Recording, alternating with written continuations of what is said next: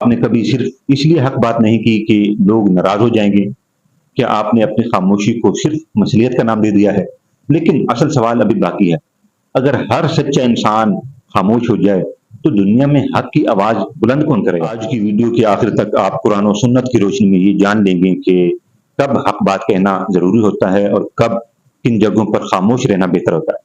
اور کیوں بعض اوقات ایک ایسا جملہ، ایک سچا جملہ، ایک حق کی آواز پوری تاریخ کو بدل کے رکھ دیتا ہے۔ اسلامی تاریخ میں ایک ایسا لمحہ بھی آیا کہ جب صرف ایک شخص کی سچائی نے پوری امت کو ایک بہت بڑا سبق دیا، اور آخر میں ہم اسی واقعے کا راز بھی سمجھیں گے۔ یہی وہ مقام ہے جہاں قرآن ہمیں اصل حقائق دکھاتا ہے۔ قرآن کی آیت ہے کہ یا ایھا الذین آمنوا کونوا قوامین بالقسط شہداء للہ، جس کا مفہوم ہے کہ اے ایمان والو، تم مضبوطی کے ساتھ انصاف پر قائم رہو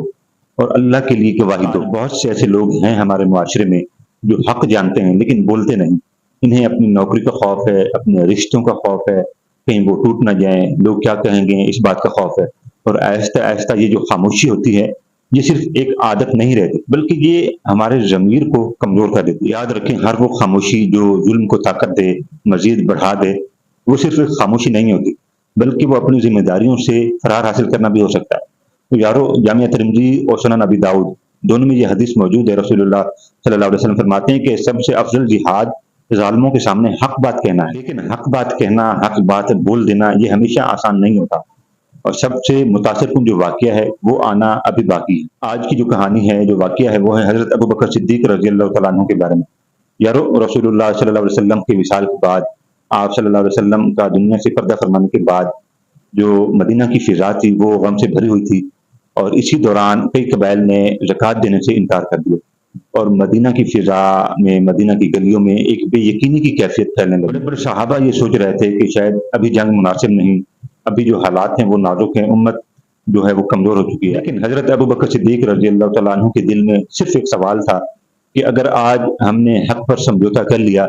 تو کل اسلام کی جو بنیاد ہے وہ کیسے محفوظ رہے گی؟ اور پھر انہوں نے ایک ایسا فیصلہ کیا، ایسا ڈیسیجن لیا کہ جسے سن کر بڑے بڑے جو صحابہ وہاں پہ موجود تھے وہ بھی حیران رہ گئے۔ حضرت ابوبکر صدیق رضی اللہ تعالیٰ عنہ پورے یقین کے ساتھ کھڑے ہوئے اور فرماتے ہیں کہ اللہ کی قسم، اگر وہ لوگ رسول اللہ صلی اللہ علیہ وسلم کو صرف ایک رسی بھی زکوٰۃ میں دیا کرتے تھے اور اب وہ اس سے بھی انکار کر دیتے ہیں تو میں ان لوگوں سے جہاد کروں گا۔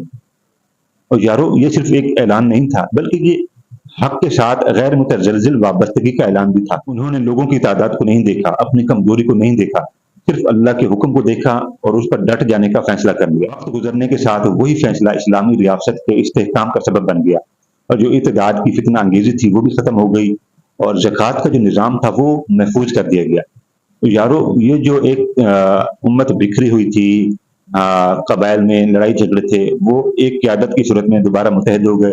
اور زکوٰۃ کا نظام دوبارہ فعال کر دیا گیا۔ جو انسان حق کے لیے کھڑا ہو جائے، اللہ تعالیٰ پھر اسے پوری امت کے لیے ایک مضبوطی کی علامت بنا دیتا ہے۔ شروع میں سب کو خاموش رہنا زیادہ محفوظ لگ رہا تھا، لیکن تاریخ نے خاموش رہنے والوں کو نہیں بلکہ حق پر ڈٹ جانے والے حضرت ابوبکر صدیق رضی اللہ تعالیٰ عنہ کو یاد رکھا۔ اگر آپ غور کریں تو یہ صرف ایک تاریخی واقعہ نہیں ہے بلکہ یہ ہماری روزمرہ زندگی کا ایک آئینہ بھی ہے۔ ہر دن ہمارے سامنے چھوٹے چھوٹے فیصلے آتے ہیں، اور ہمیں ان فیصلوں میں یا تو حق کا ساتھ دینا ہے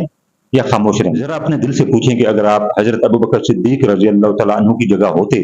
تو کیا آپ حق کا ساتھ دیتے یا لوگوں کے خوف سے، ڈر سے خاموش رہ جاتے؟ اور اسی لیے قرآن ہمیں حکم دیتا ہے، قرآن کی آیت ہے کہ وَلَا تَلْبِسُوا الْحَقَّ بِالْبَاطِلِ وَتَكْتُمُوا الْحَقَّ وَأَنْتُمْ تَعْلَمُونَ۔ اب اس کا مفہوم یہ ہے کہ تم حق کو باطل کے ساتھ ہرگز نہ ملاؤ، اور جان بوجھ کر تم حق کو بھی نہ چھوڑو۔ سائیکالوجی کہتی ہے کہ جب انسان بار بار اپنے ضمیر کے خلاف خاموش رہتا ہے تو انسان اندر سے بے چینی محسوس کرنے لگتا ہے، اور پھر آہستہ آہستہ اسی خاموشی کو اپنی عادت بنا لیتا ہے، اور ایک وقت آتا ہے کہ جب اسے سچ بولنے سے زیادہ خاموش رہنا زیادہ آسان لگتا ہے۔ اسی لیے میں کہتا ہوں کہ جرأت اور بہادری جو ہوتی ہے وہ ایک دن میں بیدار نہیں ہوتی بلکہ یہ ہمیشہ سچ کے ساتھ دینے سے، سچ کے ساتھ حق بات کہنے سے پیدا ہوتی ہے۔ شاید آپ کا جو اصل دشمن ہے وہ کوئی ظالم انسان نہیں بلکہ آپ کے اندر کا وہ خوف ہے، وہ ڈر ہے جو ہمیشہ آپ کے دل میں سچ بولنے سے پہلے بیدار ہو جاتا ہے۔ اس کا جو نقصان ہے وہ بھی سمجھ لیا، اور حضرت ابوبکر صدیق رضی اللہ تعالیٰ عنہ کی زندگی سے یہ سبق بھی سیکھ لیا کہ حق پر کس طرح ڈٹ جانا ہے، حق بات کس طرح کہنی۔ لیکن سب سے اہم حقیقت ابھی باقی ہے کہ اصل جو طاقت ہے وہ دل میں کیسے بیدار ہوتی ہے، اور اس حقیقت کو قرآن یوں بیان کرتا ہے۔ سورۃ مائدہ کی آیت ہے کہ یا ایھا الذین آمنوا کونوا قوامین للہ شہداء بالقسط جس کا مفہوم ہے کہ اے ایمان والو، تم اللہ کی مضبوطی کے ساتھ کھڑے رہنے والے اور انصاف کی گواہی دینے والے بن جاؤ۔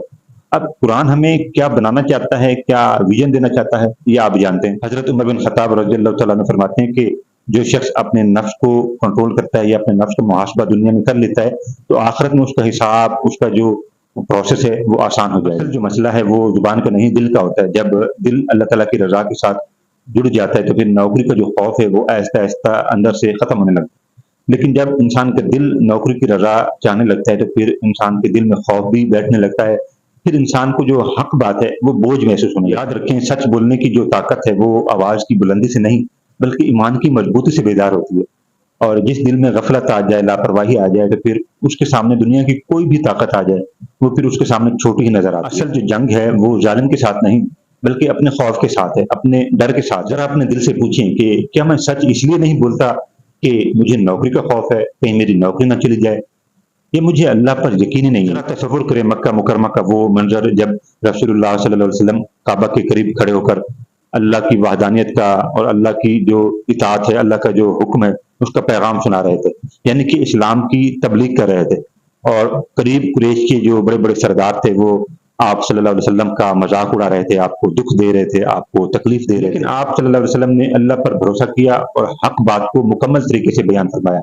اور رسول اللہ صلی اللہ علیہ وسلم نے ہمیں بھی یہ اصول سکھایا ہے۔ صحیح مسلم کی حدیث موجود ہے، آپ جانتے ہیں کہ رسول اللہ صلی اللہ علیہ وسلم فرماتے ہیں کہ جو شخص تم میں سے کسی برائی کو ہوتا ہوا دکھے تو وہ اسے چاہیے کہ وہ اسے اپنے ہاتھوں سے روکے، اگر وہ اس کی طاقت نہیں رکھتا تو وہ اسے اپنی زبان سے روکے، لیکن اگر وہ اس کی بھی طاقت نہیں رکھتا تو وہ اسے اپنے دل میں برا جانے، اور یہ کمزور ایمان کا درجہ ہے۔ لیکن یارو یاد رکھو کہ رسول اللہ صلی اللہ علیہ وسلم نے دکھ کے باوجود، تکلیفوں کے باوجود اپنی حق بات کو لوگوں تک پہنچایا۔ آج شاید ہمیں ابو جہل کا سامنا نہیں، لیکن جھوٹ، بددیانتی، ناانصافی، لوگوں پر ظلم، لوگوں کے حق پر ڈاکہ ڈالنا اور خاموش رہنے کا جو دباؤ ہے اس معاشرے میں، وہ ہمارے ارد گرد آج بھی ویسے کا ویسے ہے۔ اپنے دل سے یہ سوال پوچھیں کہ اگر آج رسول اللہ صلی اللہ علیہ وسلم میرے سامنے موجود ہوتے تو کیا وہ میری جو خاموشی ہے اس پر وہ خوشی محسوس کرتے یا مجھے حق کا ساتھ دینے، حق بات کہنے کی نصیحت کرتے؟ اب سوال یہ نہیں کہ حق بات کہنا مشکل کیوں ہے، بلکہ اصل سوال یہ ہے کہ قرآن و سنت ہمیں یہ ہمت پیدا کرنے کا جو عملی راستہ ہے وہ کیسے پرووائڈ کرتے ہیں۔ صرف جذبات کافی نہیں، اگر آپ واقعی اپنی زندگی میں حق بات کہنے کی ہمت پیدا کرنا چاہتے ہیں تو یہ 5 عادتیں اپنی زندگی کا حصہ بنائیں۔ جو ہے وہ یہ ہے کہ ہر روز اپنا محاسبہ کریں کہ آج میں نے کون سی بات کی، آج میں نے کتنا جو ہے حق کا ساتھ دیا، کتنی خاموشی اختیار کی۔